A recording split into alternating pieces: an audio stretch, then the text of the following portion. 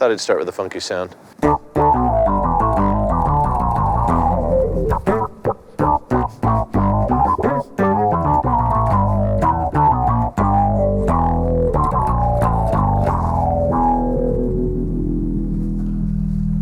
Hi, I'm Mike Gordon. Welcome to my rig tour. It's been a while since I've done one of these. You know, as bass players, it takes a long time to try to find what sound's gonna work between the instruments and the other gear. Ever since we first played the bass, for me it was the beginning of high school. Over the years, we make new discoveries on what's cooler and cleaner and better to fit in with the band. So it keeps evolving. And here we are in this modern era of my rig, sans speakers. What happened is we played at that incredible venue, the Sphere, and we had no speakers on stage. Part of that was because the visuals wanted to shine through us. So the speakers went away and the rack went away so that Ron Baldwin, my bass tech, could operate it from under the stage. It just sounded a lot better. Better out there, like not just a little better, worlds better, and also better on stage. So what I did is I said, okay, no more speakers, I can make this work between my in-ear monitors, and then this new kind of vibrating rumble pad, it's vibrating this platform of wood. It's not just on and off, like versus it's every note is gonna have a different feeling. So it comes up through my body differently for each note, and then in my in-ear monitors, I EQ'd, working with Mark Bradley, our monitor mixer, so that some of those middle frequencies were filled in my ears and down here, and it's great. I don't need to go back. I never thought I'd play without speakers. I felt naked up here since there were no speakers. Even Trey had some racks, and now he's brought back his speakers. So he's got stuff there, and I got nothing. So I called my mom, who back in the day made backdrops for the band in little clubs and then some huge ones in arenas. And I said, it's been a long time, but will you make me one of your relief works? I won't have to have nothing behind me and feel stupid. The question becomes, what if I have to blow my nose? Well, Ron was nice enough to outfit tissue box. I'm gonna mock this up, a nose blow. And then the world's tiniest trash can is back here with its little metal lid. And right in the middle of, let's see. Bonos, put it in there. Problem solved.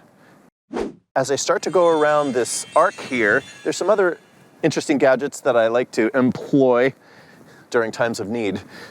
This microphone only goes to who I send it to. So if I hit the button for Ron, my bass tech, I can say, envelope filter needs a little input gain. Now that's because a lot of my processing, most of it, and preamps and all that are off stage, and he just does it for me. Hit the next button over, that's Mark, who's mixing monitors, and I say, you know, I have signals, I say this is more kick drum, but if I need to explain something more carefully, I hit the Mark button, and I tell him what I need in my ears. Whoa, this is very dangerous up here. And then this is to talk to the band. Now for a while I didn't have that, but I realized I wanted to tell them to try something on one of my songs. Can you go down a half step and just stay there? I couldn't do it, so we added that button so I could talk to the band. This here, where I stand, is a mute pad. So what that means is if I'm not up at my microphone, then it's off. So if I'm standing here, the microphone is off. What's great about that is other sounds can kind of clutter up the mix by being far away and creating this extra ambience. So it's off, then I step on the mute pad, microphone comes on for singing, and that's how that works.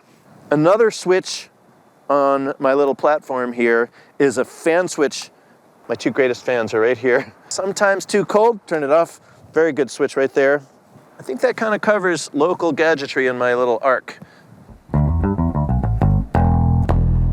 Another gadget that is not typically found on pedal boards is a little switch that turns on a Tascam recorder. That's off stage. It actually has 4 channels, so they're feeding in the band, full mix, and then the bass is emphasized. Oh, it's on right now. I'm gonna turn it back off. So what I do is, if I'm in the middle of a jam, maybe during sound check, maybe even during the show, or rehearsal or whatever, sometimes moments feel like they could lead to writing new songs. And I want to capture that for later, so after the tour, I listen back. I've written a lot of songs from patterns and things that come up during jams, and the Phish guys have done that with me as well. So it's been really useful. Sometimes people say, doesn't it take away from being in the moment to think like that? And my answer is no. There's always an observer, even during a peak religious experience playing music.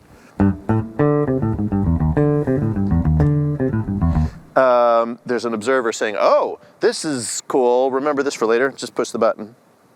Little red light indicator on that to tell me if I've left it on for 3 hours.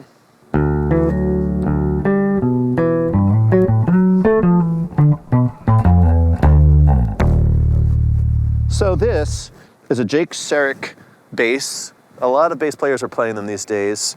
My friend and some other people play short scale models. When bass players talk about scale, it's usually 34 inches from here to here. Sometimes they're even longer to make up for the depth of the B string. Short scale basses are kind of getting popular because they have an extra sweet sound. It's a compromise. When you shorten it, you get a sort of sweeter sound and you get less fundamental tone. When we're in these big venues or even small venues, it is nice to have a fundamental tone, so I've been making these compromises. So I started short and I lengthened this back up, but let me take a step back for a second and grab an example of the bass, the most recent version of a modulus bass, because for 25 years, that's all I played, is modulus basses. So the moduluses have an incredible amount of clarity.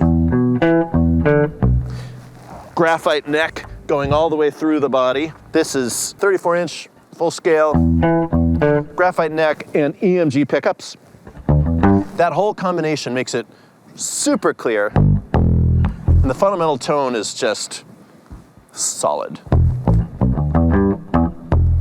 However, when I started to discover these shorter scale basses and my friend's Jake Serek bass, there was a sweetness that I felt like I was missing.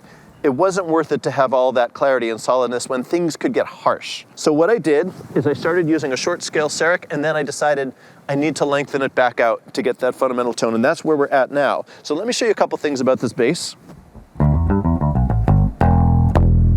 So I have Ken Smith slick ground strings on. I use this, what originally was a Dunlop 1.5 millimeter stubby pick. It's the same thing that they made Porsche distributor caps out of. It's an incredibly strong but thin pick. And whereas I had used EMG pickups all the time on the moduluses, this is the Nordstrom Zenblade pickups. And this bass is made out of mahogany. You can't see because it's all painted. I think even the neck is mahogany. That gives it a warmer sound. Where's the doohickey? This bass goes up to, let's see, how many frets is that? It's gonna be 21 frets. Why is that a problem? Because Trey, in his days, has written many atonal fugues that go up to 24 frets. But I didn't want the cluttered look of all those extra frets, and I thought it'd be fun to have Jake Serek make me this thing I call the doohickey. It can live here magnetically, but then I'll just knock it off, so we don't want like that. It's normally on my mic stand, which you have to imagine. So when I plop this thing down here, I get 3 extra frets. And I can go all the way up to 24 frets. Done with it, I can shove it out of the way. It's a little tricky if I need to switch to slapping. And then I call this thing the doorway of funk, because I have to push the doorway to get into the funk world. Sometimes I can barely get in that door. So we might be in the middle of It's Ice. I might realize, oh, I forgot to put the doohickey on, grab it from the microphone, shove it in, because there's a part where I'm up here.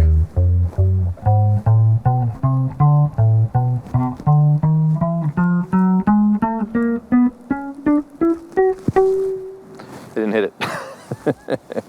Excuse me. Ah, that's the way we do it.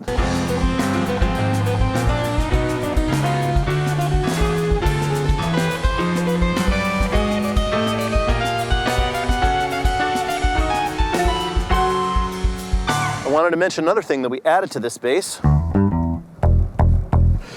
This is called the Virtual Jeff. It's a whammy bar. So normally with guitarists, it's not usually bass players, guitarists have a mechanical thing that loosens the strings and tighten the strings on a spring. This is virtual, so there's a pedal down there. I can make it do anything. Now what I have it set to is 1 octave down.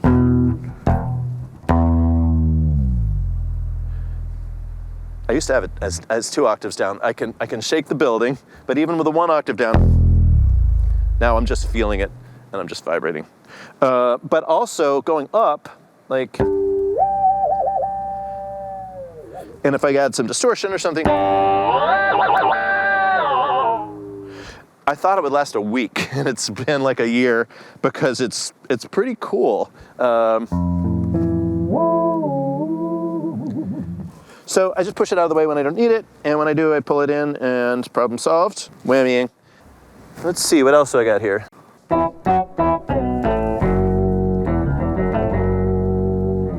So I wanted to talk about processing for a second. The controller makes it so that I can choose a loop, which means it sends a signal out to something, like let's say this red box here, and then comes back. And when I'm not using it, it's not even in the circuit impurifying the sound. So the way something like this works is there's pages. I could have had many pages, but then I would get lost. Too much information.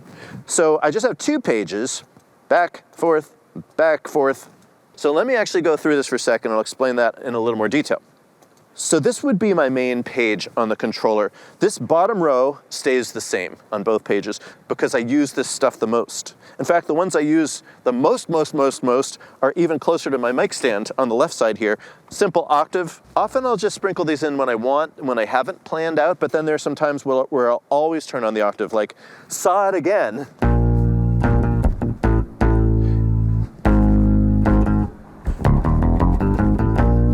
So that's just adding a lower octave, but the envelope next to it, it's a duck quacking kind of sound. And it mixes well with the octave when you put the 2 together. That's like a homemade synth sound, mixing octave and envelope. Envelope alone though, free when we have a little bass solo.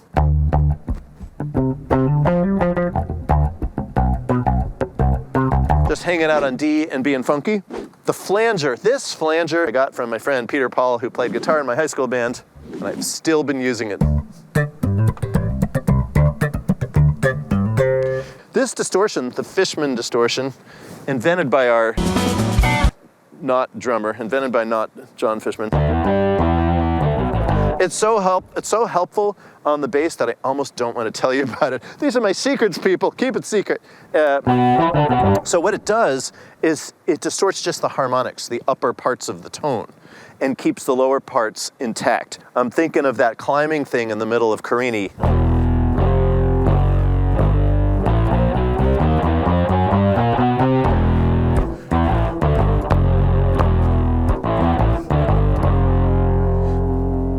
Or Harry Hood, the Thank You, Mr. Minor. Thank you, Mr. Minor. And so on. And then, before we go to the pretty part that doesn't have any raunchiness, I have to really quickly reach my foot over and turn it off. Thank you, Mr. Minor. Thank you, Mr. Minor. You get the idea? Moving down the line, this thing, the Deep Impact by Akai, it's like the best thing ever. They're so good at tracking the sound of the bass and changing it into a synth tone in a full and immediate kind of way. The end of You Enjoy Myself.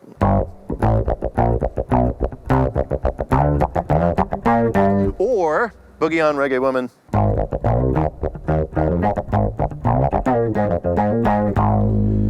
Deep Impact.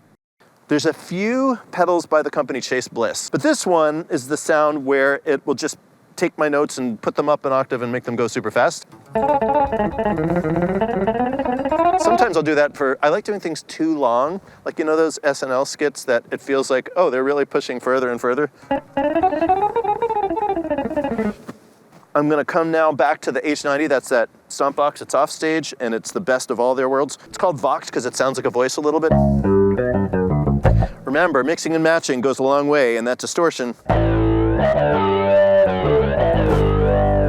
Slicer, that's when you slice the sound into it.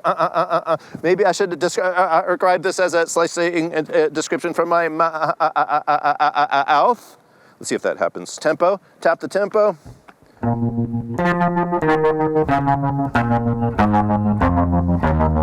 Top row gives me options that sprawl out in different directions, and since they're fun, I'm gonna go through some. This first button, if I hit it quickly, it turns on the foot loop. That's all the stuff down here that's not on its own loop. The obligatory, as a cat lover, meow sound. This is Electro-Harmonics Freeze, where I can play something and make it last.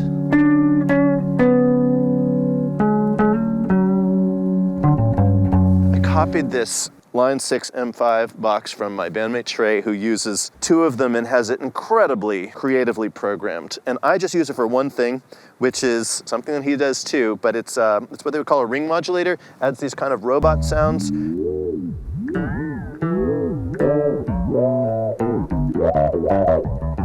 I can't do it too much because it's a Trey thing. Got to keep it in check. Moving right along, the second button on the top row creates sequences. Here is, let's see if I go, this one should be the famous Stranger Things arpeggio. Back in the day, I had these Taurus bass pedals, and they save 60,000 watts of subwoofers just for pushing a low note. But now the Moog Mini Tour, instead of Taurus bass pedals, it's Mini Tour to create the synth effects when I rattle the building. So that's G sharp. And you have to imagine that extra 60,000 watts of power and subwoofers that at least used to be saved just for that G sharp. Some fans have complained that it's so powerful that when I come back to playing the bass guitar, that it's a letdown. But it's sometimes the perfect thing where the jam can't go any higher, and then it's like... Anyway, and then people have an easier time going to the bathroom later. I digress. Samples. I've got the auction caller. I've got the really dorky, annoying laugh. I've got Spock. Logic was impeccable, Captain. Now, here's where I get to come back to that meowdulator, because I have a meow here. That's a sample of a meow, but if I also turn on the foot, turn on the meowdulator on my foot loop, which is the stuff in front of my feet.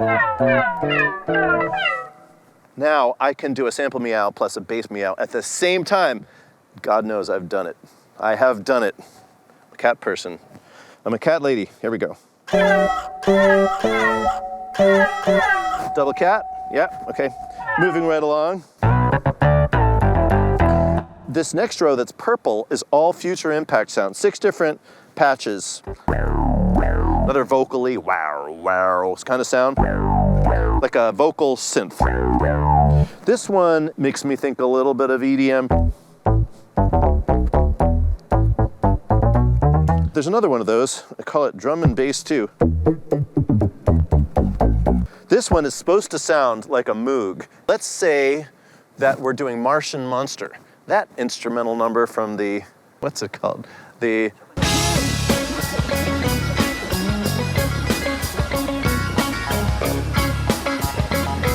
chilling, thrilling sounds of the haunted house. Now play harder. I'll just take a breath and slow down.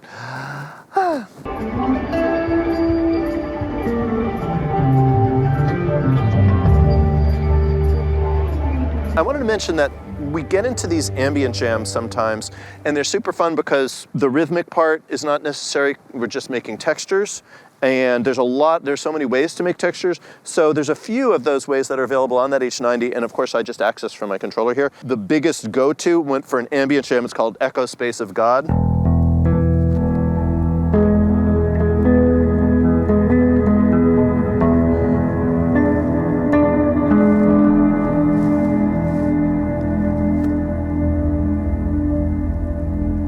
And the idea is that it lasts a long time. And the rare occasion that Phish plays Day in the Life, the Beatles song, I've got this for the parts that are supposed to just billow and wallow. And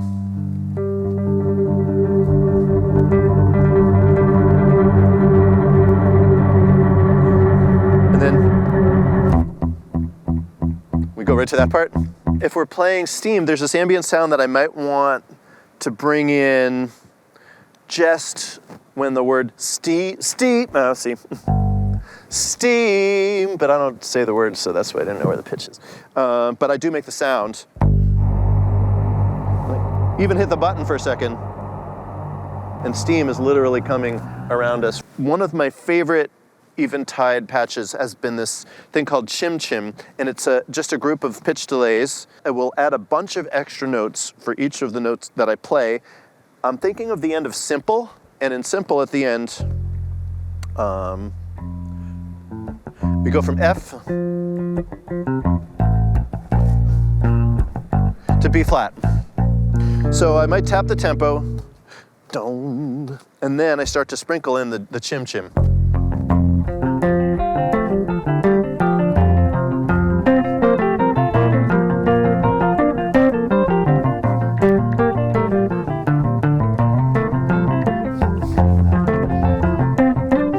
Rather than making the effect work for me and for the song, I started paying attention to what I was liking about what it was doing, and I changed to honor what I liked about it. And finally, Down with Disease. When I hit that DWD button, I know I'm gonna make all these sounds at the beginning of Down with Disease. It's a mixture of all kinds of things happening at once, and I start making these sounds. Rumble pad is rumbling, room is rumbling. And when I have that Down with Disease button pushed, all the front row, all 6 of them become off, so that I can really clearly turn the thing off and suddenly do what I want to do, which is.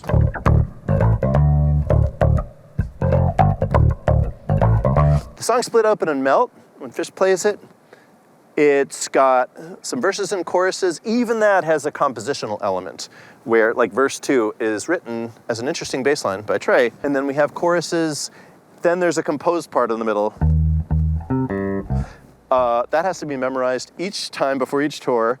And the jam, it's the thing that sounds whatever. Then people are starting to turn on some crazy sounds and effects, and I'm just searching for ways based on what I'm kind of hearing in my mind to make it crazy.